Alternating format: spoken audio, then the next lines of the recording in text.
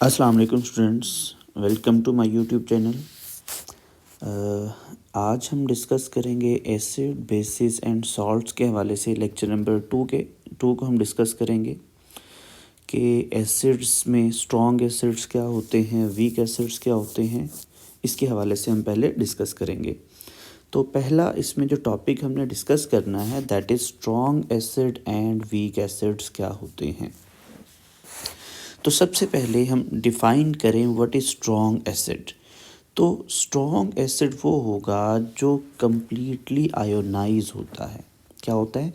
जो completely ionise होगा aqueous solution में, मतलब जो वाटर में कम्प्लीटली आयोनाइज होने का मतलब जो कम्प्लीटली एच पॉजिटिव डोनेट कर देगा, वो हमारा क्या होगा? स्ट्रॉन्ग एसिड होगा। लाइक आपके पास HCl को जब मैं वाटर में डालूँगा तो ये HCl से आपका H पॉजिटिव जो है कम्प्लीटली क्या हो जाएगा? रिमूव हो जाएगा। मैं जब इस HNO3 को वाटर में डालूँगा तो यहाँ इस HNO3 से हाइड्रोजन जो है ये कम्प्लीटली क्या हो जाएगा? रिमूव हो जाएगा। तो इसे हम क्या कह सकते हैं? This is strong acid. ऐसे एसिड्स जो वाटर में कम्प्लीटली आयोनाइज हो जाते हैं, that acids are called as strong acids. तो सबसे पहले हमें पता चल गया स्ट्रॉन्ग एसिड्स क्या होते हैं कि जो एक्वस सॉल्यूशन में आपके पास कम्प्लीटली आयोनाइज हो जाएगा वो स्ट्रॉन्ग एसिड होगा। अब वीक एसिड्स की अगर हम बात करें तो वीक एसिड्स क्या होते हैं? That do not ionise completely in aqueous solution. अब इनकी जो डिसोसिएशन है वीक एसिड्स की, आयोनाइजेशन जो है वो एक्वस सॉल्यूशन में 100% नहीं होती है। मतलब कुछ परसेंट आपके पास डिज़ोल्व होता है और 100% डिज़ोल्व नहीं होता। लाइक ये हमारे पास एसिड है दैट इज़ एसिटिक एसिड, इसका नाम एथेनोइक एसिड भी इसको कहा जाता है। तो ये एक वीक एसिड है क्योंकि अब ये कम्प्लीटली आयोनाइज नहीं होता है।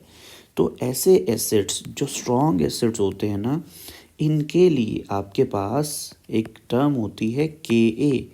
इसको कहा जाता है Ka को ionisation constant of acid, ionisation constant of acid. जो स्ट्रॉन्ग एसिड होगा ना उसके लिए Ka की वैल्यू बहुत ज़्यादा होती है। तो ऐसे एसिड्स जिनके लिए Ka की वैल्यूज़ क्या होती हैं? ज़्यादा होती हैं, वो क्या होंगे? Strong acids. और ऐसे एसिड्स जिनके लिए Ka की वैल्यू, ये वैल्यू हमारे पास अगर कम आएगी तो हम कह देंगे वो एसिड हमारे पास क्या होगा? वीक एसिड होगा। अब Ka के बारे में मैंने आपको बता दिया क्या होता है। आयोनाइजेशन कांस्टेंट ऑफ एसिड होता है कि जितनी Ka की वैल्यू ज़्यादा होगी वो एसिड उतना क्या होगा? स्ट्रॉन्ग होगा। और जितनी Ka की वैल्यू क्या होगी? कम होगी, वो एसिड उतना क्या होगा? वीक होगा। तो यहाँ तक हमें स्ट्रॉन्ग एसिड्स का और वीक एसिड का कॉन्सेप्ट पता चला।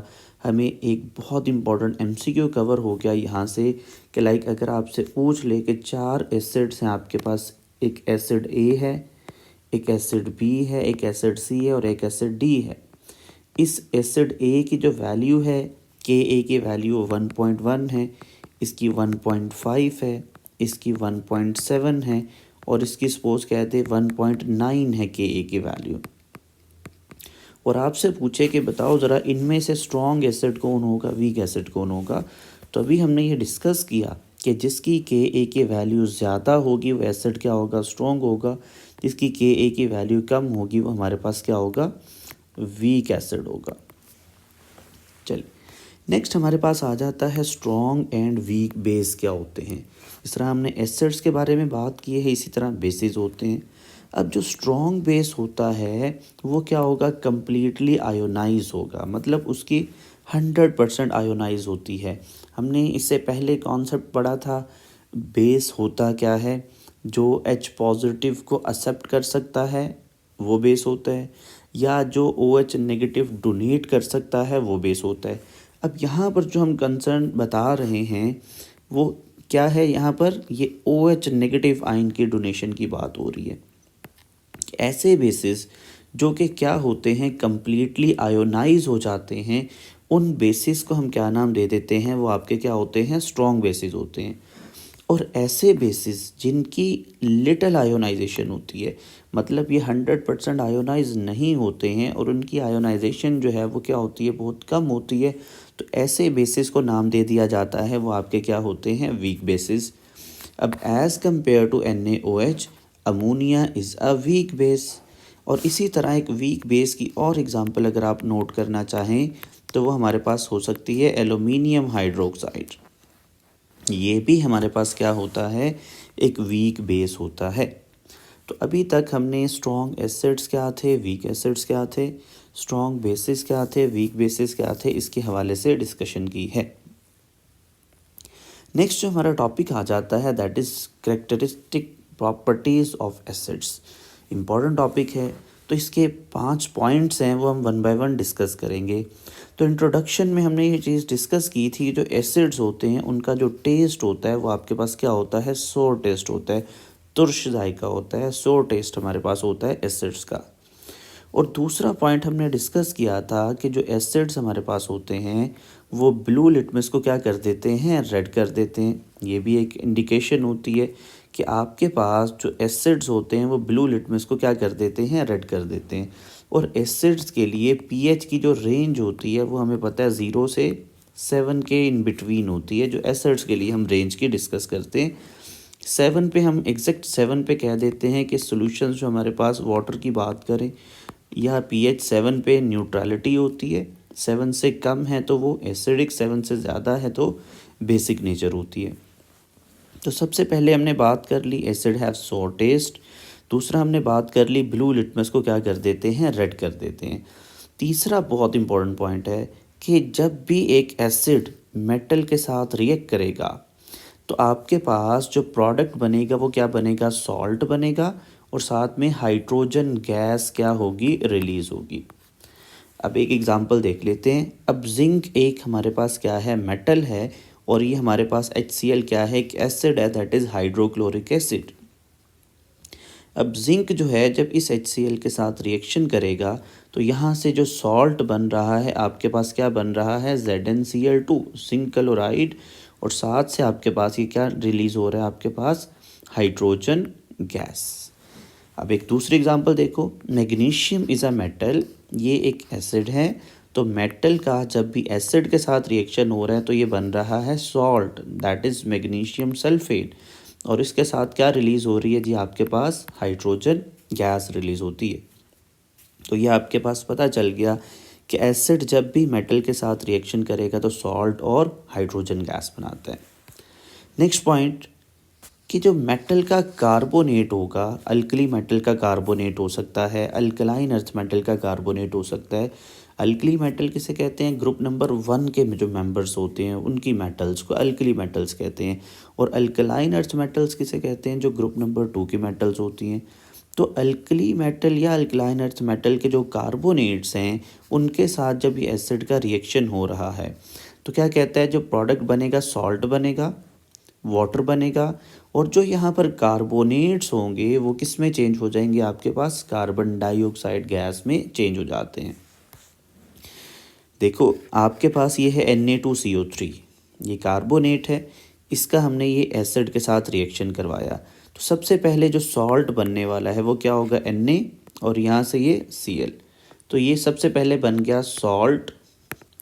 अब इसके पास ये हाइड्रोजन और यहाँ से एक ऑक्सीजन मिलकर बन गया वाटर, और बाकी यहाँ से कार्बोनेट किस में चेंज हो जाता है, आपका CO2 में चेंज हो जाता है। इसी तरह ये कैल्शियम कार्बोनेट है और ये क्या है, एसिड है।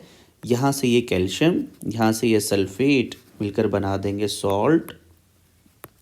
यहाँ से ये H2 और एक ऑक्सीजन मिलकर बना देंगे वाटर, और क्या बन जाएगा, आपका CO2 बन जाता है।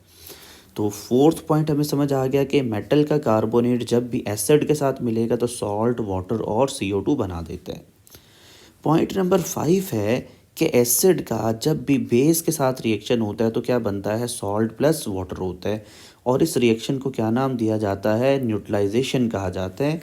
और ये एक बहुत इंपॉर्टेंट MCQ आ जाता है कि न्यूट्रलाइजेशन का प्रोसेस हमारे पास क्या होता है, एक्सोथर्मिक प्रोसेस होता है, और इस रिएक्शन के दौरान हीट क्या होती है, रिलीज़ होती है। ये MCQ आएगा आपको कि न्यूट्रलाइजेशन एक एंडोथर्मिक प्रोसेस है या एक्सोथर्मिक प्रोसेस है, तो हमारा एक्सोथर्मिक प्रोसेस होता है।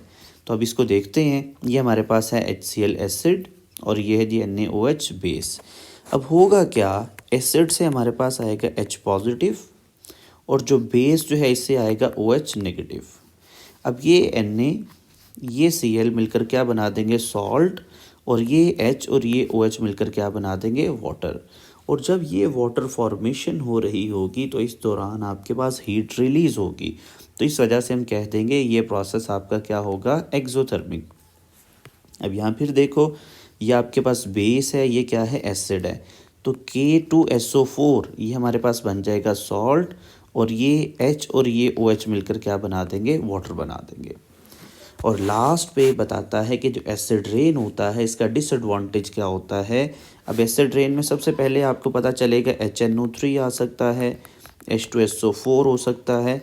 तो ये आपके पास एसिड रेन क्या करती है, बिल्डिंग्स को डैमेज करती है और मेटल के कार्बोनेट्स जो हैं उनको क्या कर सकती है जी, डिस्ट्रॉय कर सकती है। नेक्स्ट प्रॉपर्टीज़ हमारे पास आ जाती हैं, करेक्टरिस्टिक प्रॉपर्टीज़ ऑफ बेसिस। अब बेसिस के बारे में बात कर लें तो इनका जो टेस्ट है वो बिटर टेस्ट होता है, और ये क्या करते हैं जी, रेड लिटमस पेपर को ब्लू कर देते हैं। बेसिस क्या करते हैं, रेड लिटमस पेपर को ब्लू करते हैं। एसिड्स में हमने देखा था वो ब्लू को रेड करते थे, लेकिन ये रेड को क्या करते हैं, ब्लू करते हैं। और जो आपके पास बेसिस होते हैं एक्वस सॉल्यूशन में, इनका जो फील होता है ये स्लिपरी टच इसका होता है। जो बेसिस जो होते हैं ना, इनका स्लिपरी टच होता है। और नेक्स्ट फिर वही न्यूट्रलाइजेशन आ गया कि बेस को जब हम एसिड के साथ रिएक्ट करेंगे, तो बेस जब भी एसिड के साथ रिएक्शन करेगा तो प्रोडक्ट क्या बना देगा, सॉल्ट बना देगा, और उसके साथ क्या बना देगा, वाटर बना देगा। और हमने अभी पढ़ा इस रिएक्शन को क्या नाम दिया जाता है, न्यूट्रलाइजेशन रिएक्शन का नाम दिया जाता है। और ये हमने पढ़ा ये एक आपका एक्सोथर्मिक रिएक्शन होता है। क्यों, क्योंकि आपके पास एसिड से H पॉजिटिव आएगा, बेस से OH नेगेटिव आएगा, सॉल्ट और साथ में क्या बन जाएगा, वाटर, और इस दौरान हीट क्या हो जाएगी, रिलीज हो जाती है। तो इस वजह से ये रिएक्शन हमारा एक्सोथर्मिक होता है। तो फिफ्थ पॉइंट है हमारे पास कि जब भी बेस का अमोनियम सॉल्ट के साथ रिएक्शन होगा, तो आपके पास बेस जब भी अमोनियम सॉल्ट के साथ रिएक्शन करेगा तो सबसे पहले बनाएगा सॉल्ट, फिर आपके पास बनाएगा अमोनिया गैस, और साथ में क्या बना देगा, वाटर बना देता है। अब लाइक ये आपके पास एक बेस है और ये आपके पास क्या है, अमोनियम सॉल्ट है, अमोनियम क्लोराइड है। तो प्रोडक्ट क्या बनेगा जी, सबसे पहले सॉल्ट। सॉल्ट किसका बनेगा, यहाँ से पोटासियम, यहाँ से ये क्लोरीन, तो ये क्या बना देगा, KCl, और यहाँ से एक हाइड्रोजन इस OH को मिलेगा तो ये बना देगा वाटर, और ये बाकी क्या बच जाएगा आपके पास, अमोनिया। इसी तरह ये आपका बेस है, ये आपका अमोनियम सॉल्ट है। सबसे पहले ये Na इस Cl के साथ मिलकर क्या बना देगा, NaCl, इसका एक हाइड्रोजन इस OH के साथ मिलकर क्या बना देगा, वाटर, और यहाँ से बाकी क्या बच जाएगा आपके पास, अमोनिया गैस जो है वो रिलीज़ हो जाती है। तो हमें ये बेसिस की करेक्टरिस्टिक्स के बारे में पता चला कि क्या क्या करेक्टरिस्टिक्स होती हैं। और लास्ट टॉपिक जो हमारे पास इसका आ जाता है वो ऑक्साइड्स एंड हाइड्रोक्साइड्स हैं। तो हमें ये पता है कि जब भी मेटल का ऑक्सीजन के साथ रिएक्शन होता है तो मेटल और ऑक्सीजन जब भी मिलते हैं तो क्या बना देता है, मेटल का ऑक्साइड बना देता है। लाइक यहाँ पर ये हमारे पास एक सोडियम मेटल है, और ये सोडियम मेटल जब ऑक्सीजन के साथ मिल रही है तो ये क्या बना रही है, सोडियम का ऑक्साइड बना देती है। इसी तरह मैग्नीशियम मेटल जब ये ऑक्सीजन के साथ मिल रही है तो क्या बना रही है, मैग्नीशियम ऑक्साइड बना रही है। तो आपके पास मेटल जब भी ऑक्सीजन के साथ मिलेगी तो उसका क्या बना देगी, ऑक्साइड बना देगी। तो यहाँ पर हमें ये सोडियम का ऑक्साइड समझ आ गया, हमें ये मैग्नीशियम का ऑक्साइड समझ आ गया बना। और जब ये ऑक्साइड्स डिज़ोल्व होते हैं वाटर में तो आपके पास इन ऑक्साइड से क्या होता है, जो मेटल पार्ट होता है ना, मेटेलिक पार्ट, उसका हमारे पास क्या बनता है, केटाइन बनता है, और जो ऑक्साइड्स होते हैं उसका क्या बनता है, एनाइन बनता है। मैं एक एग्जांपल आपको बता दूं, MgO जो हमारे पास है ये जब आयोनाइज होगा तो आपके पास ये क्या बनाएगा, मेटल का केटाइन, लाइक Mg+2 बनाएगा, और ऑक्सीजन जो है इसका हमारे पास ऑक्साइड जो होगा इसका क्या बनेगा, A9 बनेगा। कि जब इसको वाटर में डाला जाएगा तो आपके पास मेटल का केटाइन बनेगा, ऑक्साइड जो है उसका हमारे पास क्या बन जाएगा, A9 बन जाता है। और दूसरी बात कि जब ये मेटल के ऑक्साइड्स हमारे पास बन गए, इन मेटल के ऑक्साइड्स को जब वाटर में डाला जाएगा तो ये जो मेटल के ऑक्साइड्स हैं ये किस में चेंज हो जाते हैं, मेटल के हाइड्रोक्साइड्स में चेंज हो जाते हैं। लाइक ये मैग्नीशियम ऑक्साइड जो बना था, इसको जब मैंने वाटर में डाला तो मैग्नीशियम ऑक्साइड किस में चेंज हो गया, मैग्नीशियम हाइड्रोक्साइड में चेंज हो गया। अब इस मैग्नीशियम हाइड्रोक्साइड से एक बहुत इंपॉर्टेंट एमसीक्यू आता है, इसे कहा जाता है milk of magnesia, milk of magnesia. और ये क्या करता है, reduce stomach acidity, reduce stomach acidity. तो मिल्क ऑफ मैग्नीशिया क्या करता है, स्टमक एसिडिटी को रिड्यूस करता है। अब इसी तरह कैल्शियम का जो ऑक्साइड है, ये इसको जब हमने वाटर में डाला तो हमने कहा मेटल का ऑक्साइड जब वाटर के साथ मिलेगा तो उसका हाइड्रोक्साइड बना देगा। जब कैल्शियम का ऑक्साइड वाटर के साथ मिलेगा तो क्या बना देगा, कैल्शियम हाइड्रोक्साइड बना देता है। तो ये आपके पास एसिड बेसिस और सॉल्ट्स के हवाले से आपने डिस्कशन जो है वो कर लिया है। कोई क्वेश्चन आपका होगा आपने कमेंट्स में लाजमी पूछना है, लेक्चर का फीडबैक आपने लाजमी देना है, चैनल को लाइक सब्सक्राइब और शेयर आपने लाजमी करना है ताकि नई से नई आने वाली वीडियोस का आपको पता चल सके। अपना ख्याल रखिएगा। अल्लाह हाफिज़।